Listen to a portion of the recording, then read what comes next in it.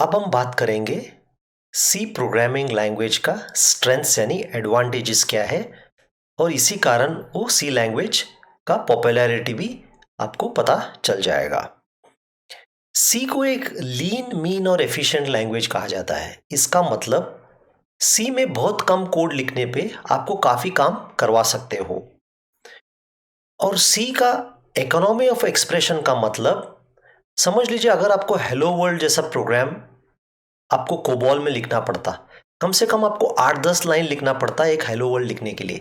सी में केवल 1 या 2 लाइन में वही कोड आप लिख सकते हो। यानी जो दूसरे प्रोग्रामिंग लैंग्वेजेस में 10-15 लाइन में वो काम करना पड़ता है आपको, यहाँ पे एक 2-3 लाइन में आप उस काम से कंप्लीट कर सकते हो। और जैसे मैंने पिछले सेशन में बताया था, सी के कंपाइलर्स इतना एडवांस्ड हो गए हैं कि जो हम हाई लेवल लैंग्वेज प्रोग्राम लिखते हैं उस कोड को बड़ी एफिशिएंट तरीके से मशीन कोड में कन्वर्ट कर देते हैं। इसका फ़ायदा ये हो जाता है कि असेंबली लैंग्वेज का जो स्पीड ऑफ एग्जीक्यूशन और परफॉर्मेंस होगा वो आपका सी लैंग्वेज द्वारा भी आपको पा सकते हो। तो समझ लीजिए कोई प्रोजेक्ट आ गया जिसमें काफ़ी हार्डवेयर से इंटरेक्ट करना हो, लो लेवल लैंग्वेज प्रोग्रामिंग हो। आप असेंबली से भी कर सकते हो, सी से भी कर सकते हो, लेकिन असेंबली में काफ़ी टाइम लगेगा, स्पीड ऑफ डेवलपमेंट स्लो हो जाएगा। सबसे बड़ा प्रॉब्लम डिबगिंग बहुत मुश्किल हो जाती है। और उसके बावजूद जब आप सी में लिखोगे, सी में कोडिंग फास्ट होगा और जब सी का लैंग्वेज मशीन में कन्वर्ट होगा लगभग कंपैरेबल टू असेंबली लैंग्वेज वो स्पीड में कन्वर्ट होगा या एग्जीक्यूट होगा। तो इसलिए सी लैंग्वेज जहाँ असेंबली यूज़ करना है, काफ़ी जगह ऑलमोस्ट 99% आजकल सी यूज़ कर सकते हैं आप।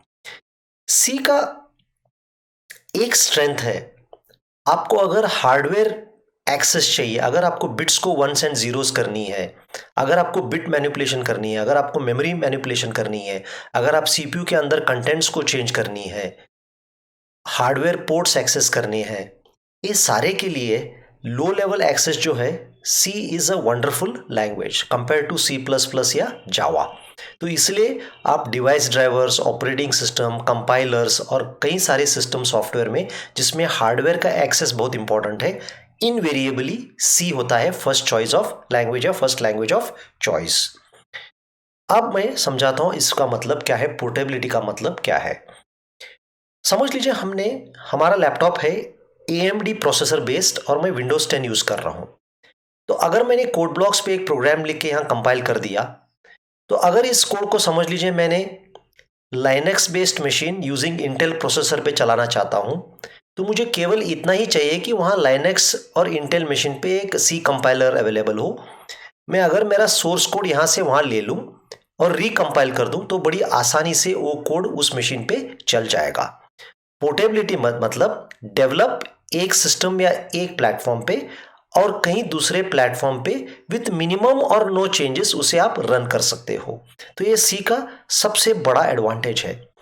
ये एडवांटेज का कारण भी ये है कि सी इतना पॉपुलर लैंग्वेज है कि लगभग हर प्लेटफॉर्म यानी Windows, Macintosh, Linux, AMD processor, Motorola chips, advanced arm machine के चिप्स, जिस पे भी चिप्स हो उसके ऊपर आपका सी कंपाइलर मिलना बड़ी आसान है। सी की पॉपुलैरिटी की वजह से आपको सी कंपाइलर हर जगह मिलेगा।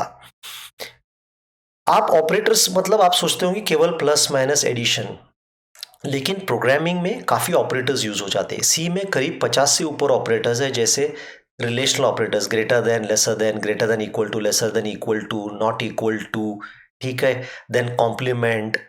तो ऐसे कई सारे ऑपरेटर्स हैं जो आपको प्रोग्रामिंग में बहुत मदद करेंगे और आपका कोडिंग फास्टर डेवलपमेंट में मदद करेंगे, क्योंकि अगर वो ऑपरेटर ना होते तो आपको उस प्रॉब्लम को लॉजिक द्वारा सॉल्व करना पड़ता। क्योंकि सी में इतने सारे ऑपरेटर्स हैं, लगभग जो भी प्रॉब्लम आएगा खास करके लो लेवल में, आप सी के ऑपरेटर्स यूज करके बड़ी आसानी से उस कोड को आप कंप्लीट कर सकते हैं। अब कई बार ये डिस्कशन में आ जाता है कि क्या सी एक हाई लेवल लैंग्वेज है या लो लेवल लैंग्वेज है। क्योंकि सी क्या करता है, जैसे सामान्य हाई लेवल लैंग्वेज है, मैथ्स और इंग्लिश लाइक है, लेकिन performance of low level language भी देती है।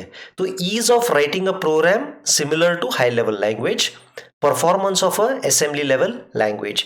इसलिए सी को नेदर हाई नॉर लो हम मिडिल लेवल लैंग्वेज करके मानते हैं। सी एक बहुत ही छोटा लैंग्वेज है, इसलिए आपको स्टार्टिंग में सीखना बड़ा आसान होगा। बाकी इस लैंग्वेजेस में बहुत सारे कीवर्ड्स, बहुत कॉम्प्लिकेटेड सिंटैक्स वगैरह होगा। सी का सिंटैक्स और स्टाइल काफ़ी आसान होगा। तो सी में आप प्रोग्रामिंग बहुत जल्दी सीख सकते हो, क्योंकि सी आपके ऊपर रिस्ट्रिक्शंस बहुत कम डालता है और उसमें केवल 32 कीवर्ड्स है जो आप उसे सीखना है और लैंग्वेज मास्टरी करना है। तो मैं अगला क्वेश्चन समझाता हूँ, जनरल पर्पस लैंग्वेज का क्या मतलब है। अगर आप फोर्ट्रॉन देखोगे, फोर्ट्रॉन का फुल फॉर्म है फॉर्मूला ट्रांसलेशन।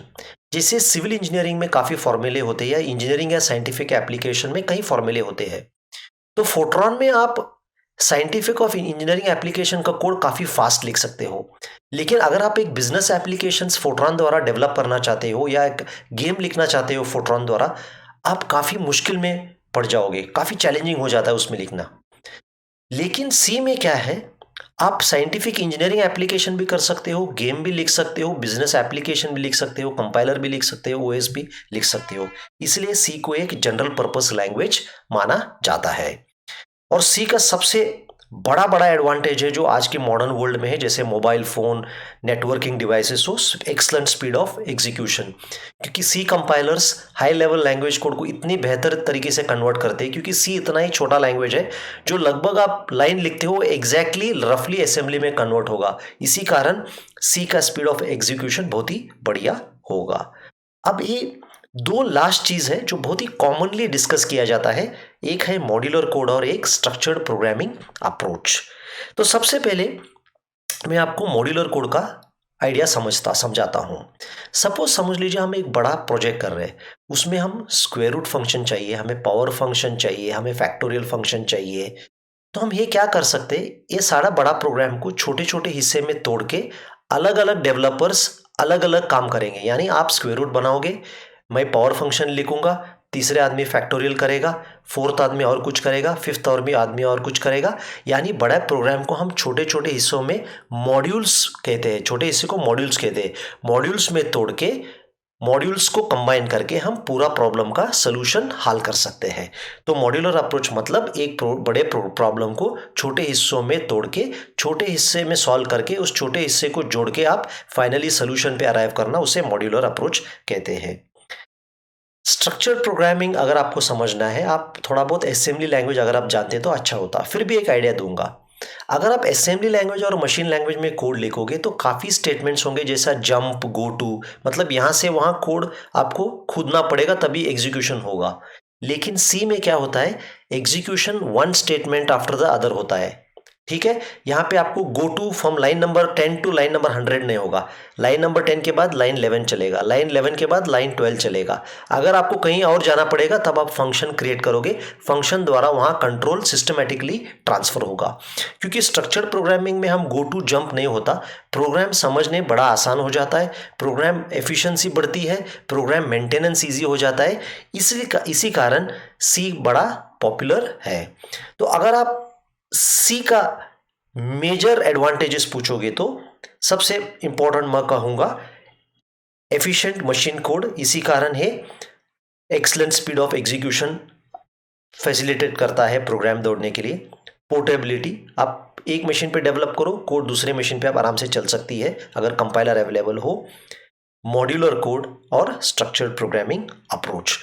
तो जैसे ही कैंपस प्लेसमेंट में कई बार पूछा जाता है कि आपका एडवांटेजेस क्या है सी प्रोग्रामिंग में, तो आप बड़े कॉन्फिडेंस के साथ इसमें से 4 या 5 पॉइंट जो आपको इंपॉर्टेंट लगे, जैसे structured, modular, portability, low level access, speed of execution, इनके बारे में आप डिस्कस करके उनको कन्विंस कर सकते हैं।